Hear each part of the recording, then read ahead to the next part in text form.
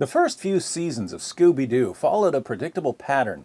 In each episode, a ghost or a vampire or a monster would be terrorizing a mansion or a town or a carnival, and it would seem like there's something supernatural at work.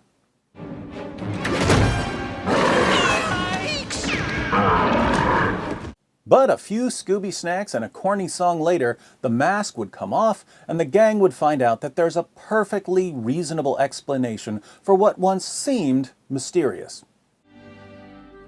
Richard Dawkins! After seeing this pattern repeated over and over again, those of us who grew up watching Scooby-Doo concluded that there's a natural explanation for everything. Then one day, the gang goes to Moonscar Island, aka Zombie Island. The odd thing about Scooby-Doo on Zombie Island is that the ghosts and zombies turn out to be real. But Fred, after so many years of unmasking fake monsters, is too skeptical to accept that he's finally dealing with real monsters. At first, Fred's doubts are entirely warranted. When Lena tells him about the ghost pirate who haunts the island, Fred says, "Well, no offense, Lena, but it's probably just some guy in an old pirate suit trying to scare off the local kids." Then the ghost of Morgan Moonscar writes, "Get out" on the wall and levitates Velma, but Fred isn't impressed. We've been levitated before, and there's always a magnet or wire somewhere. Soon, the gang notices that they got video footage of the ghost while he was writing on the wall. Fred doesn't budge. It's probably just a hologram of some guy in a pirate suit. Fred even comes up with a motive after learning that there's a rumor of lost treasure on the island. Aha! I knew it! It's some guy disguised as a pirate ghost trying to scare everyone off the island. That's when things start to get awesome on Zombie Island. Shaggy and Scooby fall into a hole, exposing the bones of Captain Morgan Moonscar. Moonscar's ghost reunites with his skeleton, forming a zombie right in front of them. They make it back to the house and prepare for dinner, but the ghost of a soldier comes out of a mirror. Fred, however, is still convinced that it's all a hoax. It's just guys in masks. He even comes up with another possible motive. Maybe there's oil under the island. Oh my! Meanwhile, dozens of pirate zombies and soldier zombies rise up. They're coming out of the water. They're coming out of the ground. Where's Rick Grimes when we need him? Daphne's the next best thing, so she channels her inner Ronda Rousey and judo flips a zombie, temporarily stunning him. She decides to put Fred's mask theory to the test, but soon realizes that it's not a mask. Does Fred agree with her? No! Fred not only thinks it's a mask, he thinks it's obviously a mask. It's the fakest, cheesiest mask I've ever seen. Fred takes over mask removal duties for Daphne, but the zombie's head comes off instead. The zombie then reattaches his own head. How's Fred going to explain this one? It must be animatronic. Animatronics, ladies and gentlemen. But zombies continue coming out of the water and out of the ground, and Daphne wonders how far Fred's willing to go with his animatronics explanation. And I suppose they're all animatronic too! Well, it is a possibility, Daph. That's when Daphne drops an atomic truth bomb. Fred isn't really a skeptic. You're not a skeptic, Fred! You're in denial! Ouch! So, why has Fred moved from the skeptic category to the in denial category? Let's think about this. The term skeptic has a variety of meanings. In philosophy, it can refer to someone who denies the possibility of knowing anything, or to someone who denies the possibility of certain kinds of knowledge. But in its common usage, a skeptic is a person who says, "I only believe in something when there's good evidence for it." To be clear, there is a healthy kind of skepticism.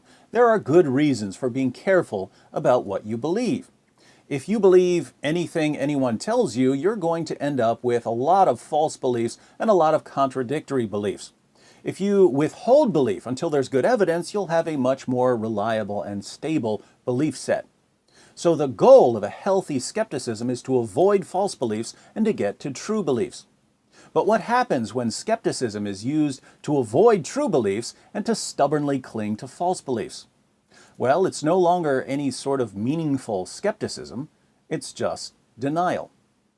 In Scooby-Doo on Zombie Island, Fred's explanations become increasingly absurd as more and more evidence comes in. If Fred were really a skeptic, he would be skeptical not only of supernatural explanations, but also of his absurd attempts to explain away the evidence. Does my mask theory really account for the evidence here? Does my hologram theory or animatronics theory really explain the data? But he isn't skeptical of his absurd explanations. He's pretty dogmatic about them. Of course, this is a cartoon and we don't believe in zombies. Why don't we believe in zombies? Because we have no evidence for them. We know where the zombie genre in films and books came from, and so on.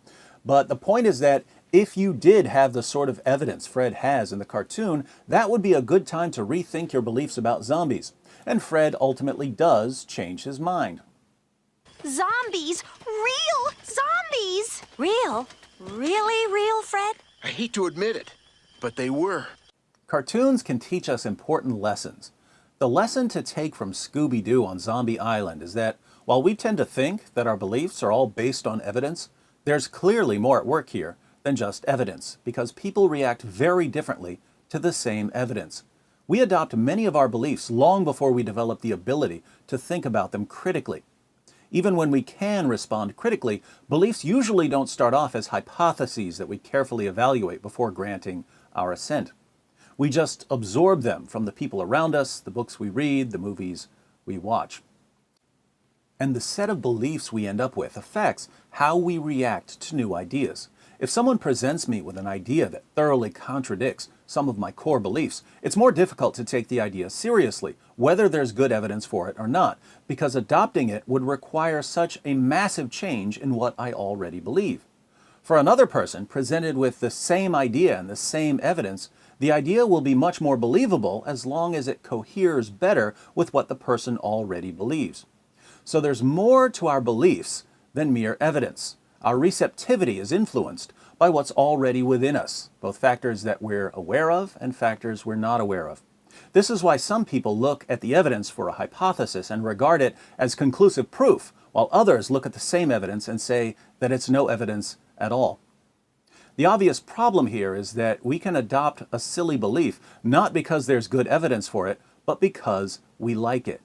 And we can reject good evidence because it doesn't point where we want it to point. Zoinks! This brings us back to skepticism. Human beings have what we'll call a skeptometer, which controls our level of skepticism. And we can adjust our skeptometers. We can be more or less skeptical of various claims. As evidence comes in, if we don't like where the evidence points, we simply increase our level of skepticism. We can set our skeptometers so high that no amount of evidence will ever convince us of something we really don't want to believe. If an idea is attractive to us for some reason, we can lower our level of skepticism. We can set our skeptometers so low that any evidence is good enough to defend what we want to believe. Now, anyone can do this. Christians, Muslims, atheists, agnostics, conservatives, liberals, we can all adjust our levels of skepticism to preserve certain beliefs and to reject certain beliefs. This is why Fred dismisses evidence for zombies while Shaggy and Scooby react quite differently. What's interesting is that most people who call themselves skeptics are really just doing what other people do. They only direct their skepticism towards things they don't want to believe. When they don't want to believe something, they simply set their skeptometers to maximum and start explaining away the evidence. When it's time to defend their own views, they lower their level of skepticism so that any argument for their own view is entirely successful, and anyone who disagrees with them must be stupid. Inconsistent skeptics do this constantly. Well, constantly. Let's look at an example. Recently, I debated Dr. Michael Shermer on the topic, Does God Exist? I like to go after people's strengths rather than their weaknesses. Dr. Shermer's PhD is in the history of science, mine's in philosophy. So in my opening statement, I based my entire argument on the history of science. That's his turf. He didn't give much of a response to my argument, but some interesting points about methodology came to the surface anyway. Dr. Shermer defended what he calls Schirmer's last law. Schirmer's last law is the claim that any sufficiently advanced extraterrestrial intelligence is indistinguishable from God. if aliens had technology far more advanced than our own, they could do things that would look like miracles to us. They might be able to cure diseases instantly, or regenerate limbs, or change the weather. These kinds of things would seem miraculous to human beings. So from our perspective, aliens who could do these kinds of things would be indistinguishable from God. Interestingly, Dr. Schirmer raises the obvious follow-up question.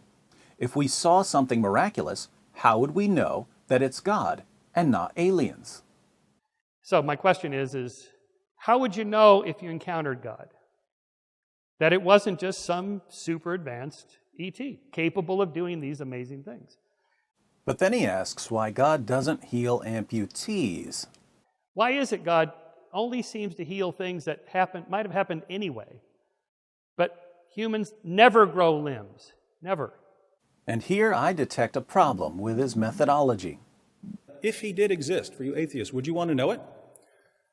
Some of you might say yes, some of you might say no, but if you did want to know that God exists, wouldn't you need some sort of method to figure out if he exists? Something that could lead you to the truth about that?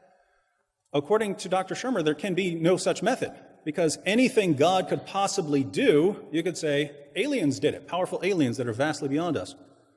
So it's built into the methodology that you could never know whether God exists or not. And if it's built into your methodology to never know the truth about something, I have to question the methodology. Dr. Schirmer doesn't deal with the issue, so I ask him directly in the crossfire, what would count as evidence for God's existence? What, according to your worldview, which includes Schirmer's last law, what could God possibly do to show that he exists? And if there's nothing that he can do to show that he exists, is this method really designed to get to the truth of the matter? At first, he jokes around. A large cash deposit in my name in a Swiss bank. How about a box of Scooby snacks? I think 10 million would do it. But then he gives his real answer. But I'm after there's something that wouldn't happen otherwise, I suppose. Something that wouldn't happen otherwise? I proceed to point out the obvious.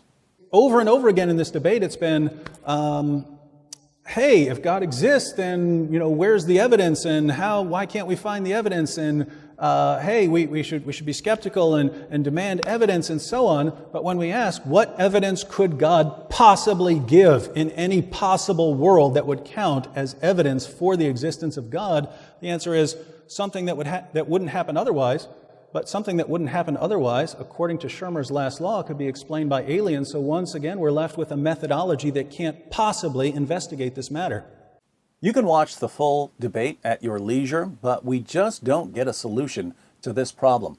Dr. Schirmer wants evidence of God's existence, but given his methodology, nothing God could ever do would count as evidence that he exists. God could heal every amputee in the world, but it wouldn't be evidence for God's existence, because aliens could have done it.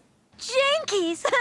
Now, when a person says, prove to me that statement X is true, but an examination of his methodology shows that he won't allow anything to count as evidence that statement X is true, how can we take that demand for proof seriously?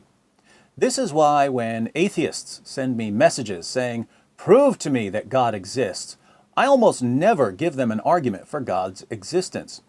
Instead, I reply, I'd be happy to prove to you that God exists, but I don't want to send proof to someone who doesn't exist, so before I prove to you that God exists, prove to me that you exist.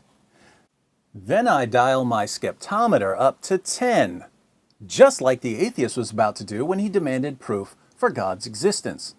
So I get another message from the atheist saying, I obviously exist since I'm sending you these messages.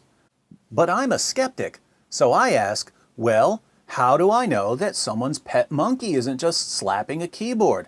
If something as sophisticated as DNA can form by chance, surely a monkey could type your messages by chance, especially with all of the misspelled words. Or maybe someone created an atheist message generator, which mindlessly sends out these messages and is even programmed with responses, all to waste the time of Christians. So we go back and forth, and eventually the atheist says, "Look, I'll buy a plane ticket and come see you."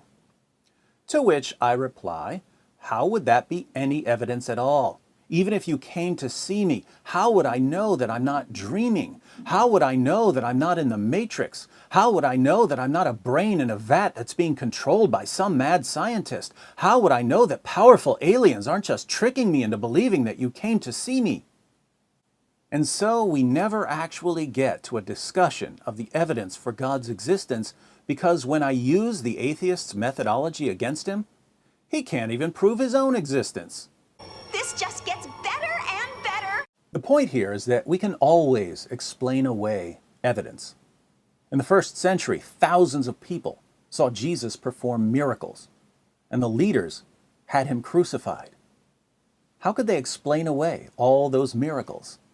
Easy. They said that Jesus performed miracles by the power of demons, and that would explain the miracles, wouldn't it?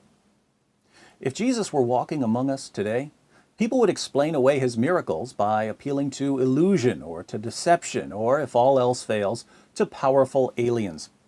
But the atheists who are watching are saying, no, if God performed a miracle, we'd believe in him. If God healed an amputee, we'd convert right now. Seriously? You have no problem with an entire universe exploding out of nowhere, but an arm growing would make you a believer? You don't think it's at all strange that non-living matter rearranged itself to form life, but if a living arm grew out of a living body, you'd never dream of ignoring or explaining away the evidence?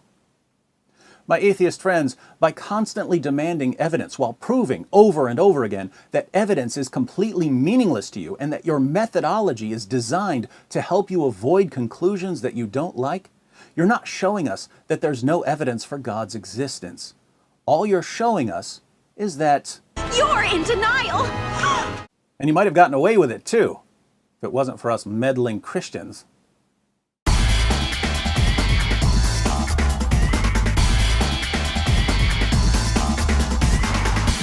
I've been getting away with it for 200 years.